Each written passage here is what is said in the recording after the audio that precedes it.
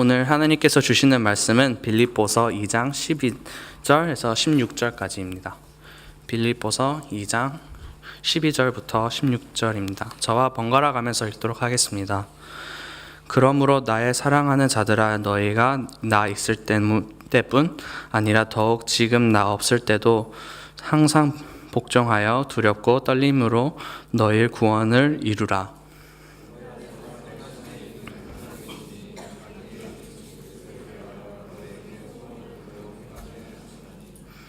모든 일을 원망과 시비가 없이 하라.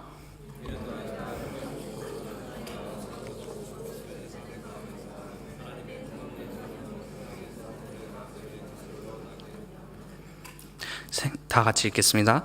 생명의 말씀을 밝혀 나를 다름직히 헛되게 하지 아니하고 수고도 헛되지 아니하므로 그리스도의 날에 내가 자랑할 것이 있게 하렴을 함이라. 아멘.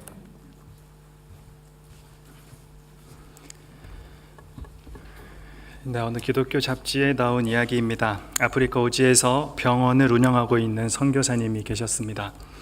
어느 날 한 청년이 정글에서 나무를 칼로 찍다가 잘못해서 자기 발등을 찍고 피가 나는 발등에 나무잎을 움켜싸고 그 병원까지 뛰어오는 일이 있었다고 합니다.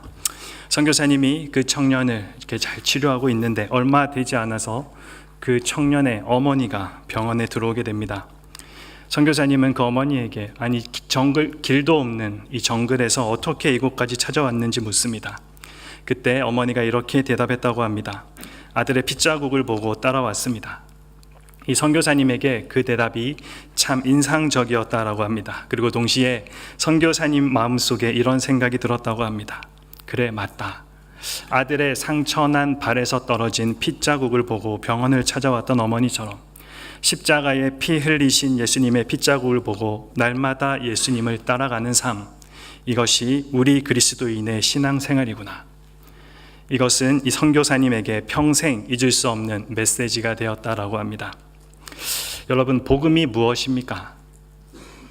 여러분들에게 복음은 무엇입니까? 우리는 흔히 굿 뉴스라고도 하고 말 그대로 좋은 소식입니다. 그런데 도대체 뭐가 좋은 소식입니까? 그 복음의 핵심이 무엇입니까? 여러분들이 매주 이곳에 모여서 함께 예배도 드리고 복음에 관한 이야기들을 굉장히 많이 듣고 있는데, 여러분들, 바로 복음의 핵심이 무엇입니까? 바로 우리의 구원에 관한 이야기입니다. 오늘 구원의 서정 마지막 이야기입니다. 한 사람이 구원에 이르게 되는 영적 사건들을 신학적으로 정리해 놓은 것, 이것을 구원의 서정이라고 이야기한다라고 했습니다. 구원이라는 것, 우리가 말하는 것처럼 그렇게 단순한 행위가 아닙니다. 많은 사람들이 구원을 단지 천국 가기 위한 티켓을 얻는 정도로만 생각을 하지만 사실 그 안에는 복잡하고 굉장히 풍성한 내용들로 가득 차 있습니다. 그림을 보면서 우리 다시 한번 정리해 보도록 하겠습니다. 자, 그림을 잘 보면, 여러분들에게 때가 되면 뭐가 있습니까? 부르심이 있습니다. 하나님께서 이 부르심을 아무에게나 불러주시는 것이 아니고 그 전에 선택하기로 예정한 사람들이 있습니다. 선택하기로 예정한 사람들, 때가 되어 부르시죠. 부르실 때 어떤 일이 일어납니까? 네? 뭐라고요? 네. 영어 읽을 줄 알죠? 네. 네. 중생, 한국말로 하면 중생이죠. 거듭남, 리제너레이션이 일어납니다. 리제너레이션 안에는 믿음과 회개가 같이 들어가 있습니다. 왜요? 하나님의 부르심을 딱 입을 때 하나님이 어떤 분이신지 알아야 되잖아요. 하나님을 알 수 있는 믿음을 주시면서 동시에 우리의 죄를 볼 수 있는 회개하게 하시는 역사가 거기 안에 들어가 있습니다. 그리고 동시에 이루어지는 것들이 세 가지가 있는데, 우리가 지난 시간에 배웠던 뭐죠? 네, 끝까지 이야기 안 할 거예요. 네, 중생, 회심이 일어나면 그 다음에 칭의 의롭다 하심, 그리고 동시에 의롭다 하심, 죄 문제가 해결됐으니까 우리를 그냥 거기에만 머물러 놓게 만드시는 것이 아니라 하나님의 자녀가 되는, 그래서 그게 양자됨, 네, 여기까지 우리가 지난주에 배웠고, 이제 오늘 우리가 함께 살펴볼 내용, 그러면 하나님의 자녀로서 부르심을 받고 하나님의 자녀가 되고 의롭다 하게 된 이 사람들, 그러면 끝인가? 이제 우리의 구원은 다 이루어졌는가? 성경은 그게 끝이 아니다라고 이야기합니다. 하나님의 자녀가 되었으면 자녀답게 살아가는 것, 그것이 성화, 그리고 우리의 힘으로는 부족하니까 그 상태, 그 구원 얻은 그 상태로 끝까지 지켜주시는 것, 끝까지 붙들어 주시는 것, 견인, 그리고 예수님을 닮아가려는 이 성화의 모습이 마지막에 완성되는 것, 영화. 네, 이렇게 우리의 구원이 이루어집니다. 여러분, 우리가 하나님한테 구원받은 것만 해도 참 놀라운 은혜죠.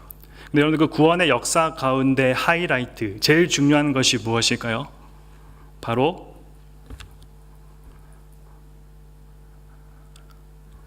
근데 구원의 사건 중에서 제일 중요한 것이 무엇입니까? 네, 제3, 예수 그리스도의 십자가 죽음입니다. 우리가 치러야 할 죄값 하나밖에 없는 자기 아들 예수 그리스도에게 대신 짊어지게 하셨던 것, 그래서 우리의 모든 것을 대신해서 갚아주셨던 것, 그것이 십자가의 죄사함 사건입니다. 이것이 왜 중요합니까?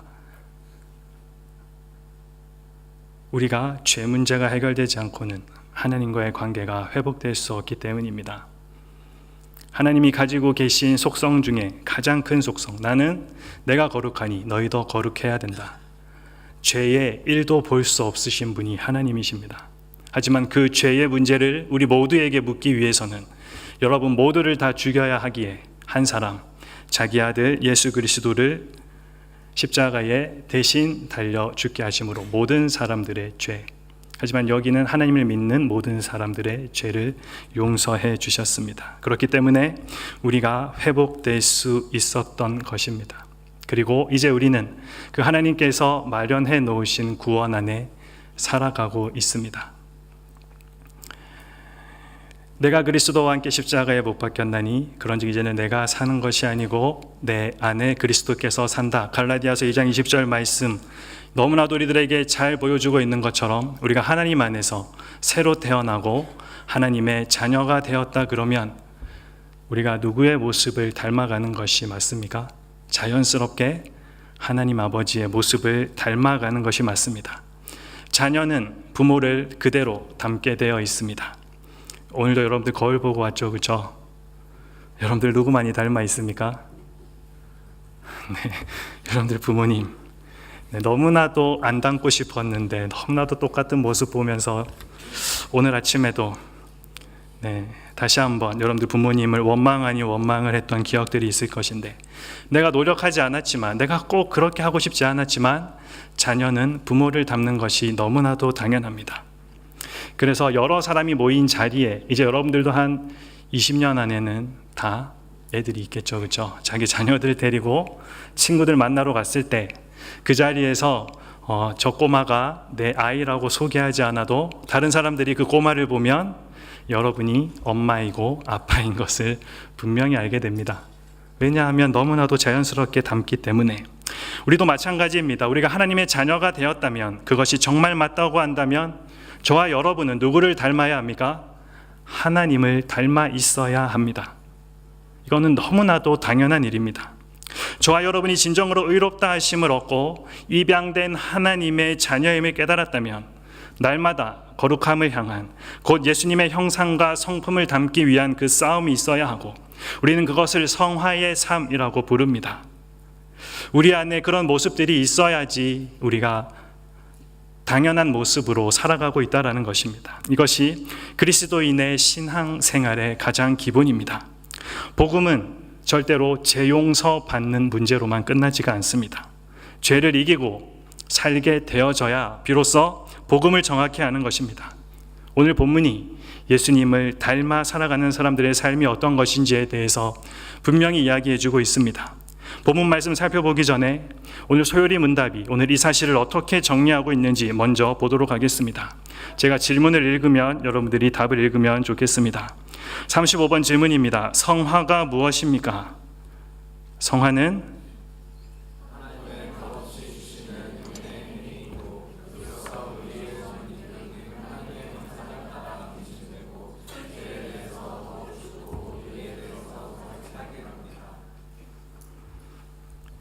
성화가 무엇인지에 대해 물은 다음에 지금까지 배웠던 내용을 다시 한 번 더 36번에서 질문해 봅니다. 이 땅의 삶에서 칭이 양자됨 성화의 유익들이 무엇입니까? 이 땅의 삶에서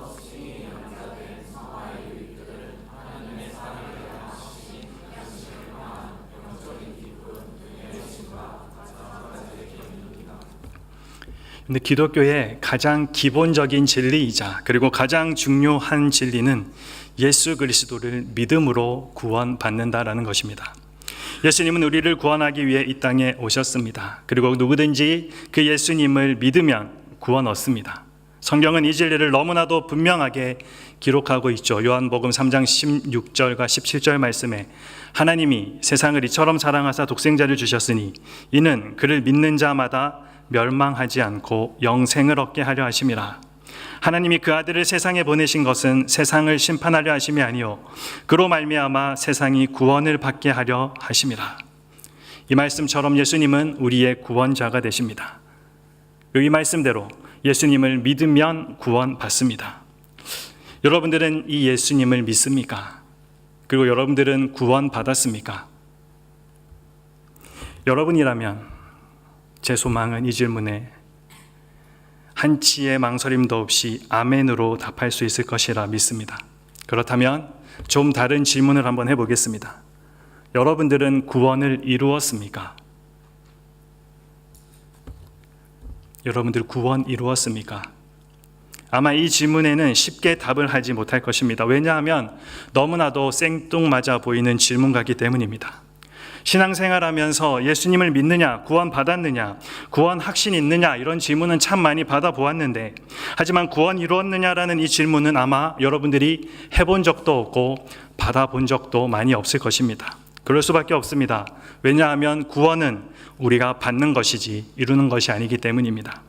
성경을 찾아보면 구원과 관련되어 있는 말을 아무리 찾아보아도 하나님이 구원하신다, 하나님이 구원을 베푸신다, 하나님이 구원해 주신다, 구원의 주체가 하나님으로 되어 있습니다. 구원은 하나님이 우리에게 주시는 것입니다. 이것을 우리 입장에서 말하면 구원은 하나님으로부터 우리가 받게 되는 것입니다. 그래서 바울이 구원을 하나님이 주신 선물이라고 분명하게 선포하고 있습니다. 에베소서 2장 8절 말씀 함께 읽어보겠습니다. 너희는 그 은혜에 의하여 믿음으로 말미암아 구원을 받았으니 이것은 너희에게서 난 것이 아니요 하나님의 선물이라. 바울이 분명히 이야기합니다. 믿음으로 말미암아 받았고 이것은 하나님으로부터 받은 선물이다. 그렇기 때문에 구원을 받았느냐라는 질문은 가능해도 구원을 이루었느냐라는 질문은 불가능해 보입니다. 아예 말이 되지 않는 질문 같아 보입니다. 그런데 제가 왜 여러분들에게 이 질문을 하고 있습니까? 여러분들을 시험하기 위해서입니까? 아닙니다. 그 이유는 아주 간단합니다. 성경이 그렇게 묻고 있기 때문입니다. 오늘 본문 12절 말씀을 다시 한번 읽어보도록 하겠습니다. 그러므로 나의 사랑하는 자들아 너희가 나 있을 때뿐 아니라 더욱 지금 나 없을 때에도 항상 복종하여 두렵고 떨림으로 너희 구원을 뭐라고 나와 있습니까? 이루라. 구원을 받으라가 아니고 구원을 이루라. 뭔가 이상하지 않습니까? 분명히 에베소서, 우리가 여기 앞에서 읽었던 에베소서와 지금 이 빌립보서 모두 바울이 쓴 편지인데 에베소서에서는 구원은 하나님의 선물이다라고 하나님으로부터 받는 것이다라고 분명하게 이야기해 놓고 빌립보서에 와서는 구원을 이루라라고 말하고 있습니다. 이것이 어떻게 된 일입니까? 그 사이에 바울이 감옥에서 힘들어서 그의 생각이 바뀐 것입니까? 아니면 지금을 살아가는 사람들이 특히 참 유명한 한 목사님께서 강조하고 있는 것처럼 행위 구원, 너희가 무언가를 해야지 구원받는다라는 것을 우리들에게 가르쳐주고 있습니까? 그런 것이 결코 아닙니다. 왜냐하면 바울은 그 누구보다도 믿음으로 구원받는다라는 이 사실을 강하게 그리고 반복적으로 가르쳤던 사람 중에 한 사람이기 때문입니다. 빌립보서에서도 구원은 율법의 행함이 아니라 믿음으로 하나님으로부터 받는 것이다라고 분명하게 선포했습니다. 빌립보서 3장 8절에서 9절 말씀에 보면 그리스도를 얻고 그 안에서 발견되려 함이니 내가 가진 의는 율법에서 난 것이 아니요 오직 어디에서 났다라고 적혀 있습니까? 네, 그리스도를 믿음으로 말미암은 것이니 곧 믿음으로 하나님께로부터 난 의라. 그렇다면 바울은 도대체 왜 구원을 이루라라고 했을까요? 그 이유는 우리가 이미 구원을 받았기 때문입니다. 여기서 구원을 이루라라는 바울의 말은 구원을 만들어내라라는 뜻이 아닙니다. 만약 이런 뜻으로 우리들에게 구원을 이루라라고 했으면 우리 중에 그 어떤 한 사람도 절대 이 말씀대로 살 수 없습니다. 여기서 구원으로 번역된 이 단어, 거듭남으로 얻는 구원의 의미뿐만 아니라 하나님 앞에 받아들여지는 마지막 날의 종말론적 구원의 의미까지 모두 포함하는 단어입니다. 그런데 여기서는 그리스도를 영접하는 순간에 얻어지는 칭의적 측면에서의 구원이 아니라 그것을 얻고 살아가는 성화적 측면에서의 구원을 말하고 있습니다. 그리고 그 뒤에 이루라라고 썼던 이 단어는 실행하다, 애써 완성하다라는 단어, 명령법 현재 시제에 사용하고 있습니다. 무슨 말입니까? 계속해서 이 구원을 실행해 나가라는 뉘앙스를 우리들에게 보여주고 있습니다. 즉, 이 말은 구원이 완전히 이루어질 때까지 게으르지 말고 계속해서 영적 성숙을 위해 힘쓰라라고 말씀하고 있는 것입니다. 그러므로 구원에 이르라라는 이 말은 이미 받은 구원을 완성해 가라는 뜻이 되겠습니다. 좀 더 직역해 보면 구원이 시작되었으니 끝까지 가라, 출발했으니 계속 전진하라라는 뜻입니다. 바울이 이 말을 빌립보 교회 성도들에게 이렇게 이야기합니다. 너희 안에서 착한 일을 시작하신 이가 그리스도 예수의 날까지 이루실 줄을 우리는 확신하노라. 바울이 말한 이 구원을 이루라는 그 말의 의미를 우리 오늘 조금 더 살펴보기 원합니다. 먼저 바울이 말한 구원을 이루라라는 이 말은 성화되어 가라라는 이야기입니다. 빌립보 성도들 예수 그리스도의 복음 듣고 믿음으로 받아들였습니다. 이로 인해 그들은 이제 새 사람이 되었고 다시 태어나게 되었습니다. 리제너레이션이 이들에게 일어났습니다. 이것이 바로 구원입니다. 그러므로 바울이 빌립보 성도들에게 너희 구원을 이루라라고 한 것은 하나님이 너희를 구원해 주셨으니 하나님이 주신 구원을 완성해 가라라는 뜻이 됩니다. 사실 우리는 구원과 관련해서 아무런 자격이 없습니다.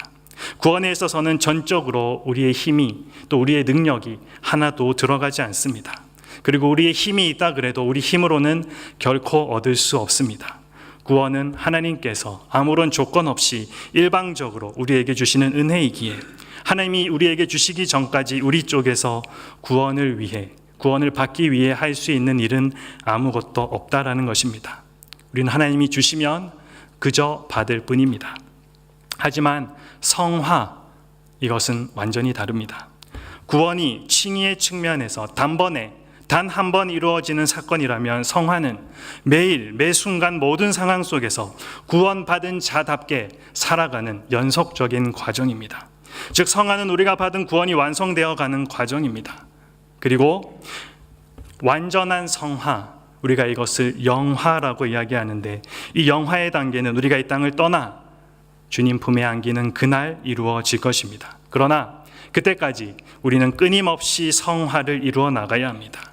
이것이 바로 구원을 이루라라는 말씀의 진정한 의미입니다. 이미 구원받았으니 구원받은 자답게 살아가야 한다. 그리고 그 일을 멈추지 말고 계속해서 해야 한다라고 그렇게 전하고 있습니다. 이처럼 이루라라는 이 말 안에는 능동적인 면이 있습니다. 행동으로 실제적으로 하라라는 말입니다. 살아있는 생명체는 분명히 움직임이 있습니다. 생명력이 있다는 것은 움직인다라는 것입니다. 아무것도 하지 않고 꼼짝하지 않고 있을 때 우리가 뭐라고 표현합니까? 죽은 듯이 있다라고 표현합니다. 그렇습니다. 움직이는 것, 움직이지 않는 것, 행하지 않는 것, 그것은 죽은 것입니다. 그래서 야고보 사도는 야고보서 2장 17절에서 분명하게 이야기합니다. 행함이 없는 믿음은 죽은 믿음이다. 살아있다면 움직여야 합니다. 움직임이 있어야 살아있다는 것을 우리가 알 수 있습니다. 저와 여러분은 예수 그리스도 안에서 살아있는 자, 새 생명을 얻은 자, 다시 태어난 사람들입니다. 로마서 6장 11절 말씀, 지난주 본문 말씀 우리 다시 한번 읽어보겠습니다. 이와 같이 너희도 너희 자신을 죄에 대하여는 죽은 자요 그리스도 예수 안에서 하나님께 대하여는 살아있는 자로 여길지어다. 그리고 베드로전서 1장 23절 말씀에 너희가 거듭난 것은 썩어질 씨로 된 것이 아니요 썩지 아니할 씨로 된 것이니 살아있고 항상 있는 하나님의 말씀으로 되었느니라. 너희는 다시 살아났다. 그리고 살아있다. 그러므로 만약 우리가 그리스도 안에서 살아있다면, 예수를 믿고 정말로 거듭났다고 한다면, 예수 그리스도로 말미암아 새 생명을 얻었다면 그에 걸맞게 행해야 한다라는 것입니다. 움직여야 한다라는 것입니다. 구원을 이루어야 한다라는 것, 즉 성화를 이루어 가야 한다라는 것입니다. 성화는 우리 안에 역사하는 죄는 점점 약화되고 작아질 뿐만 아니라 의의 역사는 점점 더 강하여지고 풍성하게 나타나게 되는 것, 이것을 성화라고 이야기합니다.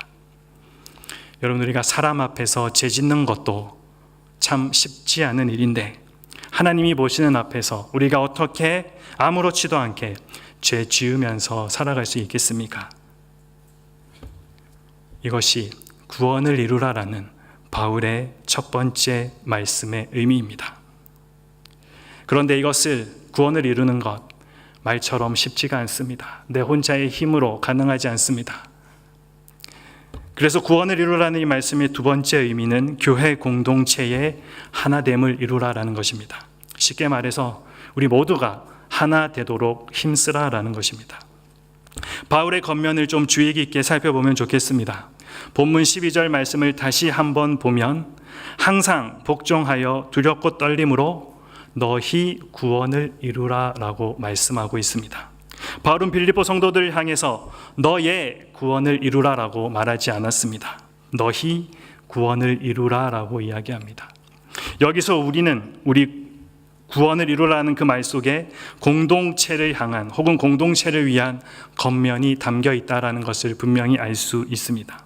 바울은 1장 27절에서부터 지금까지 성도의 하나됨을 계속해서 강조해 왔기 때문입니다.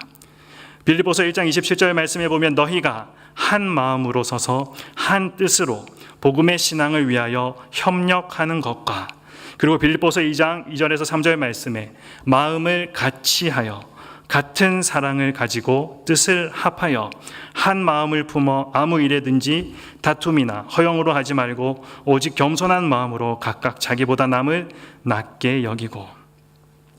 이 말씀들을 생각해 볼 때 바울이 빌립보 성도들에게 이루라라고 하는 이 구원은 바로 성도의 하나됨을 가리킵니다. 그러므로 이루라는 이 말은 곧 성도들이여 하나 되라라는 뜻입니다. 그런데 어쩌면 여러분들은 이 구원이라는 이 말 고작 그런 뜻으로밖에 사용해도 되느냐라고 생각할 수 있습니다. 구원을 겨우 성도의 하나됨, 성도의 교제에 그냥 그렇게 갖다 붙여도 되느냐라고 생각할 수 있을 것입니다. 하지만 가능합니다. 왜냐하면 단어의 의미는 문맥 속에서 결정되기 때문입니다. 예를 들어 잘한다라는 말을 생각해 보겠습니다. 똑같은 말이지만 어떤 맥락에서 사용되느냐에 따라서 우리는 그것을 받아들일 때 다르게 받아들입니다. 잘한다 라는 말과 잘한다 라는 말은 당연히 다른 말입니다. 칭찬이 될 수도 있고 한심하게 쳐다볼 때 여러분들이 하는 말이 될 수도 있습니다. 구원도 마찬가지죠. 어떤 본문에서는 구원이라는 말이 죄사함과 영원한 생명을 가리키기도 합니다. 우리가 알고 있는 가장 대표적이고 일반적인 뜻입니다. 하지만 빌립보서 1장 19절 말씀에 똑같은 단어가 다르게 사용되고 있습니다. 이것이 너희의 간구와 예수 그리스도의 성령의 도우심으로 나를 구원에 이르게 할 줄 아는 거로. 여기 한글로는 단순히 구원이라고 적혀 있지만 영어 성경을 보면 단어가 어떻게 표현되어 있습니까? 네, 여기는 제사함 받는 구원을 의미하는 것이 아닙니다. 감옥에서 풀려나는 것을 의미하고 있습니다. 그리고 오늘 본문에서 이 구원이라는 단어는 성도의 하나됨을 의미하는 것입니다. 그래서 이어지는 14절에 모든 일을 원망과 시비가 없이 하라라고 덧붙여서 권면하고 있습니다. 12절과 14절의 말씀을 다시 한번 정리해 보면 바울은 빌립보 성도들에게 구원을 이루라라고 했습니다. 이 말은 빌립보 교회 성도들이여 하나 되라라는 뜻입니다. 빌립보 성도들이 하나 되기 위해서, 그러니까 구원을 이루어 가기 위해서 모든 일을 원망과 불평 없이 해야 한다라는 것, 그래야 하나가 될 수 있기 때문입니다. 이것이 바로 구원을 이루라라는 말씀의 두 번째 의미입니다. 이처럼 구원을 이루라는 이 말은 먼저 한 사람 한 사람이 성화, 예수님을 닮아가는 삶 이루어 가야 한다라는 뜻이고, 다음으로 구원에 합당한 모습으로 성장할 수 있도록 공동체가, 옆에 있는 사람들이 하나 되어 함께 힘써야 한다라는 뜻입니다. 그런 의미에서 우리가 예배가 마치고 모이는 목장 모임이 얼마나 중요한지 모릅니다. 자기 자신뿐만 아니라 공동체를 함께 세워가고 구원을 이루어가는 그 일에 여러분들이 함께하는 일이기 때문입니다. 그런 의미에서 마치고 바로 가지 않기를 부탁합니다. 그렇다면 우리는 이 두 가지 구원을 어떻게 이루어 가야 할까요? 복종하면서, 두려워하면서, 떨면서 이루어 가야 합니다. 12절 말씀에 분명하게 바울이 이야기합니다. 더욱 지금 나 없을 때에도 항상 복종하여 두렵고 떨림으로 너희 구원 이루라.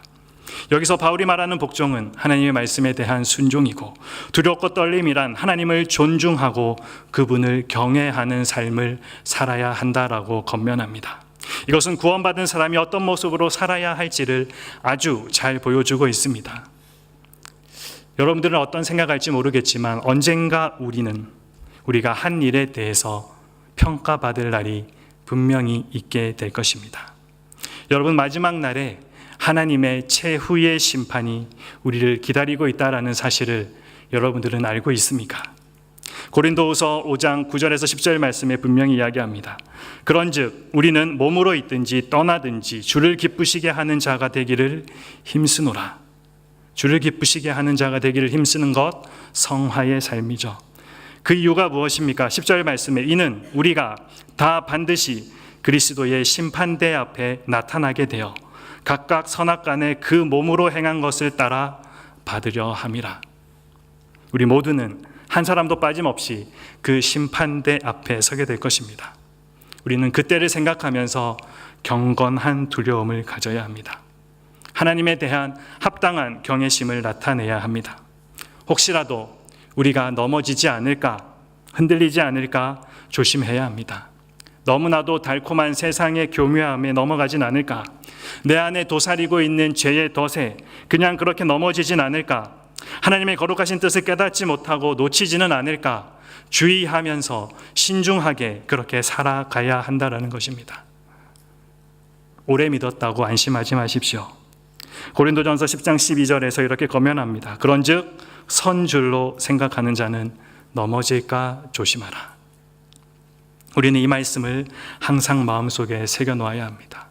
우리 마음속에 하나님의 심판을 향한 두려움과 떨림, 그리고 하나님의 뜻을 이루기 위한 복종이 있어야 합니다. 그래야 성화를 이루어갈 수 있고 성도의 하나됨을 이루어갈 수 있습니다. 이처럼 우리는 복종함으로, 두려움과 떨림으로 우리의 구원을 이루어 나가야 합니다. 그런데 문제는 과연 우리가 그렇게 할 수 있느냐라는 것입니다. 우리가 스스로 성화를 이루어갈 수 있을까요? 목장 공동체의 하나됨을 여러분들이 이루어갈 수 있을까요? 대답은 할 수 없습니다. 하지만 대답은 할 수 있습니다. 네. 대답은 할 수 있습니다. 하지만 우리 힘으로 되는 것은 아닙니다. 우리 안에서 살아 역사하시는 하나님의 능력으로 그 구원을 이룰 수 있습니다. 13절 말씀에 보면 너희 안에서 행하시는 이는 하나님이시니 자기의 기쁘신 뜻을 위하여 너희에게 소원을 두고 행하게 하신다. 이 말씀을 통해서 우리는 세 가지 사실을 알 수 있습니다. 먼저 하나님은 우리 안에서 행하신다, 일하신다는 것. 그리고 두 번째로 하나님은 우리에게 일을 하시는데 소원을 주시고 행하도록 하신다라는 것. 그리고 세 번째로 하나님께서 이렇게 하시는 이유는 당신의 기쁘신 뜻을 위해서이다.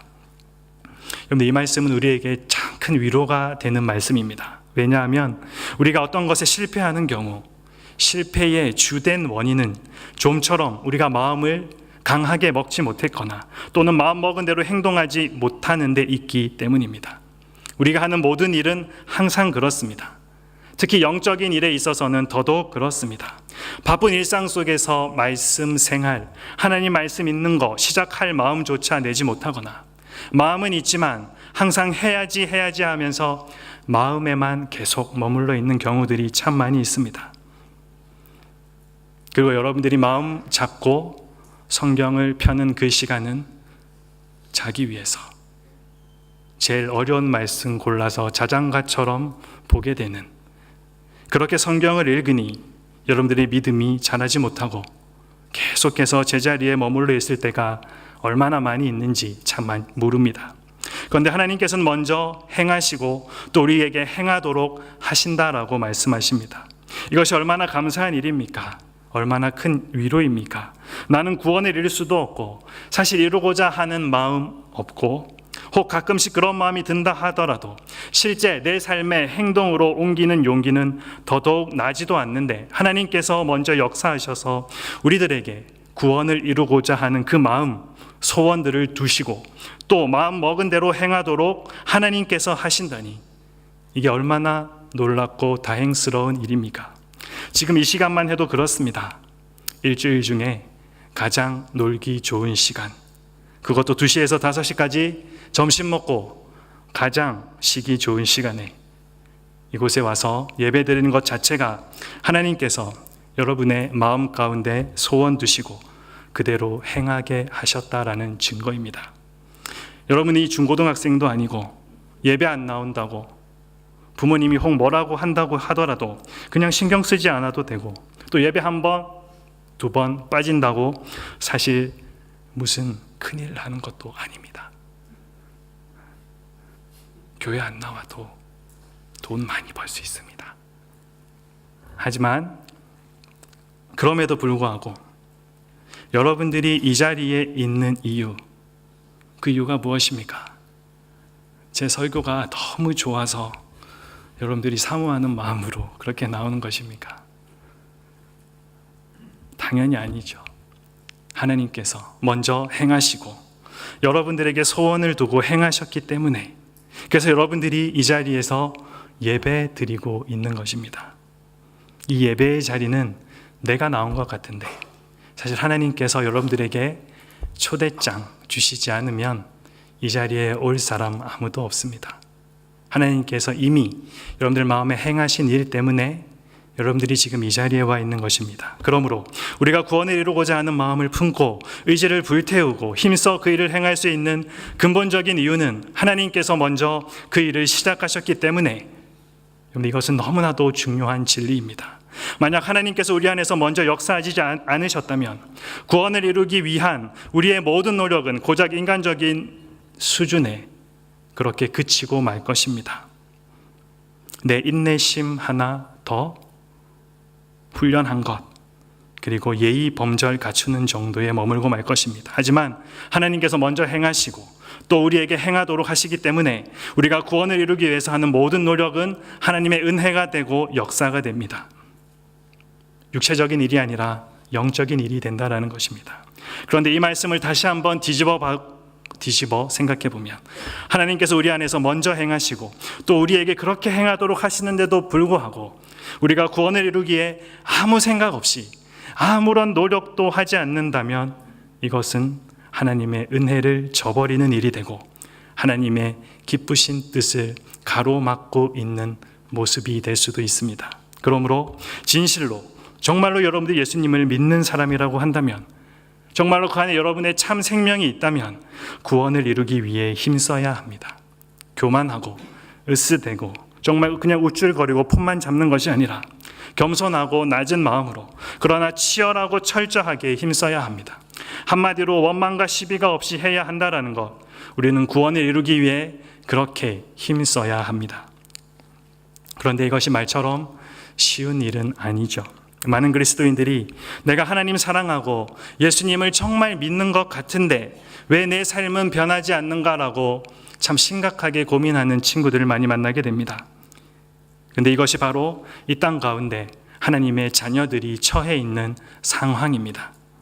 예배를 통해 내 안에 모든 불안이 사라지고 기쁨으로 춤출 것 같은데, 그래서 막상 목장 모임에 가면 그 원수 같은 친구도 용서해 줄 수 있을 것 같고, 참 부모님 말씀도 잘 들을 것 같은데, 막상 그 상황에 들어서게 되면 친구가 미워지고 부모님이 미워지면서 불안감이 엄습해 더 큰 절망의 나락으로 빠져 들어가는 모습을 발견하게 됩니다.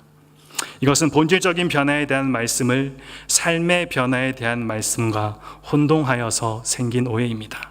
그러기에 우리가 또 한 가지 이해해야 할 것, 이것입니다. 바로 중간지대에 관한 것입니다. 여러분들, 서커스에서 공중그네를 타는 사람들, 그 사람들의 모습을 한번 보았을 것입니다. 이쪽 끝에서 저쪽 끝까지 두 개의 그네를 연결해서 움직이는 그 사람들, 그 공중그네를 타는 사람들, 그들이 그것을 성공하기 위해서는 자신이 의지하고 있던 한 축을 놓은 다음에 나머지 손으로 반대편에 있는 그 다음 축을 잡아야, 그래야 서커스가 성공하는 것입니다. 중간지대, 그 텅 비어있는 중간지대, 이쪽 손을 놓고 저쪽에 있는 핸들을 잡아야 되는 그 중간지대, 그것에 놓여있는 상황, 그것을 중간지대의 상황이라고 이야기합니다. 잡고 있던 한 축을 놓았지만 저쪽 축은 붙잡지 못한 상태, 이것이 중간지대에서 느끼는 불안한 감정입니다. 모든 그리스도인은 성화의 길로 들어서서 온전한 하나님의 나라로 들어가기 전에, 즉 이미 우리에게 이루어진 구원과 아직 완성되지 않은 그 구원 사이에 모두가 이 중간지대의 불안함 가운데 살아가고 있습니다. 그러기에 고민하는 모습들은 성화를 향해 나아가는 과정 가운데서 지극히 정상적으로 나타나는 모습인 것입니다. 그러므로 우리는 그저 우리 자신을 정죄하면 안 됩니다. 이것이 심한 사람들은 영적인 불감증, 이것을 자기 자신에게 보이는 사람들이 있습니다. 아니, 영적인 불감증 못지않게 위험한 것, 영적인 결벽증입니다. 믿음이 좋다는 사람들에게 나타나는 너무나도 무서운 증세가 바로 이 영적 결벽증입니다. 이 사람들은 중간지대의 이 불안함을 용납하지 못합니다. 그래서 날마다 자기 자신을 정죄합니다. 재짓고 돌아선 자기의 모습을 계속해서 정죄하고 불편해합니다. 그러니 자신의 마음이 편할 날이 하루도 없습니다. 하지만 로마서 8장 1절 말씀에 분명히 이야기합니다. 그러므로 이제 그리스도 예수 안에 있는 자에게는 결코 정죄함이 없다. 하나님께서 너의 죄에 대해서 다시 묻지 않으신다. 우리가 하나님 앞에서 영적인 불감증을 두려워하고 경계해야 하는 것, 참 건강한 것이지만 영적 결벽증은 병이 됩니다. 우리 자신을 어느 정도 용서할 수 있어야 합니다. 하나님께서 그 중간지대의 불안함을 허용하셨기 때문입니다. 그리고 용납해 주시기 때문입니다. 우리는 이러한 시행착오를 겪으면서 성화를 향해 나아가고 있는 과정 중에 있기 때문에 너무나도 자연스러운 모습입니다. 우리가 예수 그리스도를 믿음으로 새로운 피조물이 되는 것은 순간적으로 이루어지지만, 자녀로서 새로운 삶을 사는 것은 점진적으로 계단을 하나하나 올라가듯이 그렇게 평생 지속해 나가야 하는 일입니다. 우리의 구원에 대해 이 메시지를 마무리하며 문득 한 가지 생각이 들었습니다. 그리고 그 생각이 참 이번 한 주 제 마음을 무겁게 하기도 했습니다. 지금 이 자리에 참 많은 청년들, 우리 성도님들 포함해서 참 많은 분들이 있습니다. 교회마다 청년들이 없어서 고민하고 있는 이 시대에 정말 많은 청년들 보내주셔서 함께 예배드리는 이 자리가 얼마나 복되고 감사한지 모릅니다. 그런데 저의 고민은 이것입니다.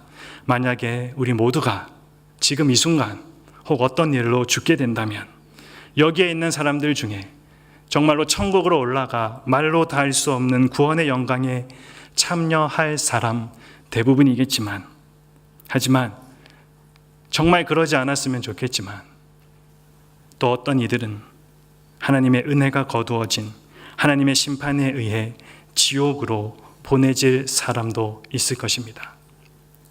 저는 여러분들에게 겁주기 위해서 이 말을 하는 것이 아닙니다. 예수님께서 성경에도 분명하게 기록하였습니다. 알곡과 가라지가 함께 있다.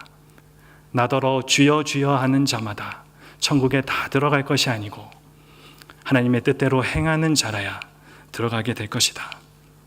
여러분은 무엇을 믿고 있습니까? 여러분들이 정말 이 귀중한 이 시간에 이곳에 나와 있는 이유 무엇입니까?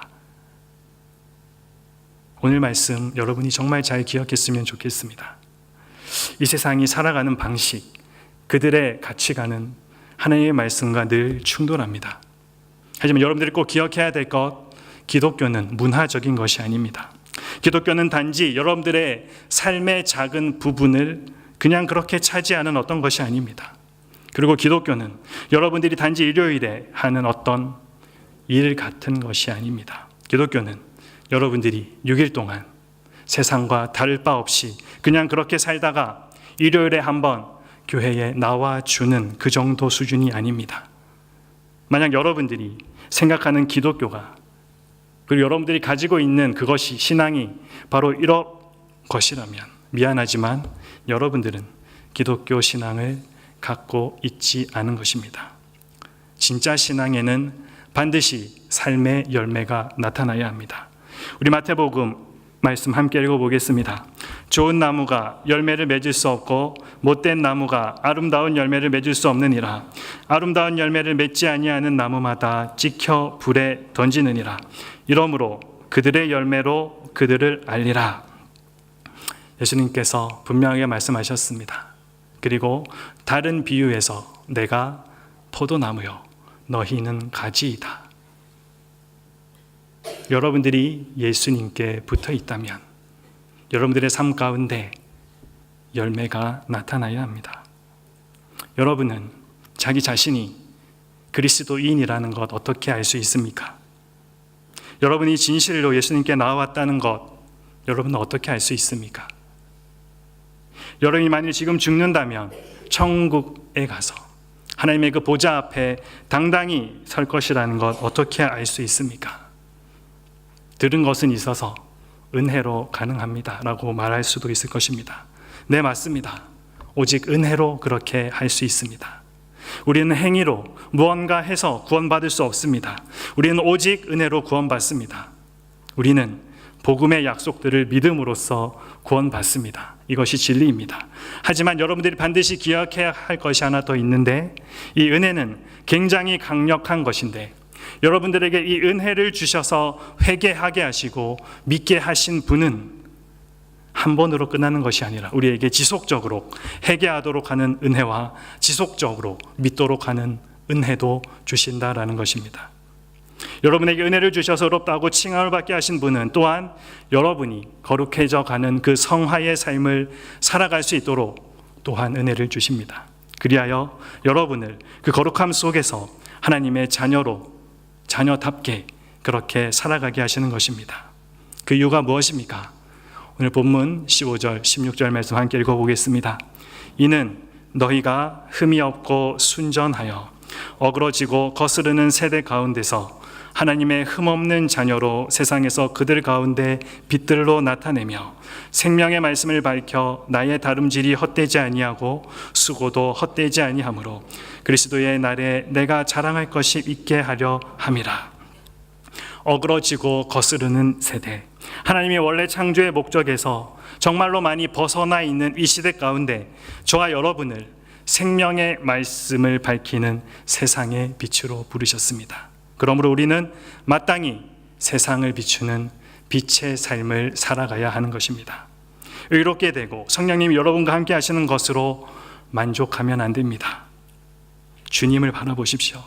지금 이 시대에 주님을 바라보고 믿음으로 살아가려는 청년들이 참 적은 것 같습니다. 하나님은 오늘 우리가 믿음으로 구원을 얻고 거듭났기 때문에 우리가 살아가는 것도 믿음으로 살아가기를 원하십니다. 그러기에 하나님은 우리의 일상의 삶에 많은 관심을 가지고 있습니다. 평소에 우리가 하나님이 원하시는 것과 똑같은 선택을 해가고 있는지, 하나님의 아들을 닮고 싶어서 평범한 일에서도 신실함을 나타내고 있는지, 아니면 그렇지 않은지, 하나님의 위대함을 더 깊이 이해하고 깨닫기 위해 오래전부터 신앙의 선배들이 해온 것들 우리가 동일하게 해야 합니다. 일상에서의 우리의 신실함을 나타내는 기도, 성경 공부, 성경 암송, 그리고 필요하다면 금식과 같은 영적 훈련을 해야 합니다. 때론 그것을 하고 싶은 느낌이 들지 않아도 해야 합니다. 그리고 그것을 할 때에는 하나님이 그 훈련 가운데서 만나 주실 것이라는 믿음을 가지고 해야 합니다. 믿음이란 내가 어떤 형편, 어떤 상황, 어떤 처지에 있는지에 근거를 두는 것이 아니라 그 믿음의 근거를 하나님의 약속하신 그 말씀 위에 두고 믿고 신뢰하고 의지함으로 내 삶 가운데 적용해 가는 것입니다. 저는 여러분들에게 이 믿음의 삶을 살아갈 것을 오늘도 도전하고 싶습니다. 세상에 커 보이는 어떤 무언가에 쉽게 무릎 꿇지 말고 골리앗 앞에 선 다윗과 같이 정말 볼품없고 키도 작고 아무것도 소망이 없어 보였던 다윗, 하지만 하나님의 말씀 믿고 칼과 단창 대신 하나님의 말씀을 앞세워서 나갔을 때 자기보다 훨씬 컸던 골리앗을 이길 수 있었던 그 믿음을 여러분들이 좀 본받기를 원합니다. 히브리서 11장 말씀에 보면 우리 믿음의 선배들의 이름이 쭉 나와 있습니다. 거기에 보면 우리가 정말 이분이 믿음의 조상일까, 정말로 이곳에 기록되어도 될까 생각이 드는 사람들도 있습니다. 대표적인 게 아브라함이죠. 늘 이야기합니다. 여러분들 아브라함 같은 사람 만나면 안 된다. 믿음으로는 아브라함 같은 사람을 만나야 됩니다. 하지만 인간적인 면에서 자기 아내를 2번이나 동생이라고 속였던, 왜 속입니까? 자기 살기 위해서. 하지만 그도 히브리서 11장에 보면 그 이름이 분명하게 나와 있습니다. 그리고 히브리서 11장 여러분들 오늘 집에 돌아가서 꼭 한번 읽어보시는데 쭉 믿음의 조상들의 이름이 나온 후에 11장 38절 말씀에 세상이 감당하지 못하는 믿음을 가진 사람이라고 그곳에 기록되어 있습니다. 믿음을 머리로만 이해하는 것이 아니라 삶을 통해 경험했던 사람들, 그랬기 때문에 그들 앞에 어떠한 어려움이 있고 정말 그들의 생명을 위협하는 일들이 있더라도 그들이 믿음으로 하나님의 말씀으로 설 수 있었습니다. 우리가 예수님을 주님이라고 고백하게 되는 것, 하나님을 아버지라 부르며 기도하게 되는 것, 하나님이 우리에게 은혜를 주실 때 정말 그것이 나에게 은혜로 깨닫게 되는 것, 원수 같은 사람 만나더라도 용서해야 되는데, 사랑해야 되는데 그런 마음이 내 안에 생기는 것, 하나님의 뜻대로 부족하지만 살고 싶은 소원이 조금이라도 일어나는 것, 이 모든 일들이 여러분 안에 성령님께서 이미 있다는 증거입니다. 그렇기 때문에 여러분들 마음에 그런 마음이 생기는 것입니다. 그러면 여러분들은 이미 칭의, 과거의 구원을 받았습니다. 그리고 우리는 미래의 영화, 완벽하게 되는 그 모습을 향해서 지금 우리는 성화의 삶을 살아가고 있습니다. 여러분이 예수님을 믿고 변화되어 가고 있는 것이 있습니까? 여러분의 생각이 바뀌어 가고 있는 것이 있습니까? 여러분이 예수님 때문에 하지 못하는 무언가가 있습니까?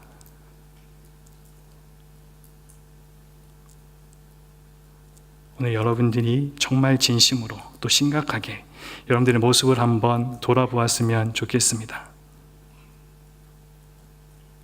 그리고 여러분들의 남은 삶, 정말로 이제는 하나님이 여러분들과 함께 계시다는 것 분명히 기억하고 하나님의 자녀답게 불안해하지 말고 의심하지 말고 방황하지 말고 저와 여러분의 남은 매일의 삶을 통해서 이 예수님을 닮아가고 하나님께 영광 돌리는 삶 우리 모두가 살아가게 되기를 주님의 이름으로 축복합니다. 기도하겠습니다. 하나님,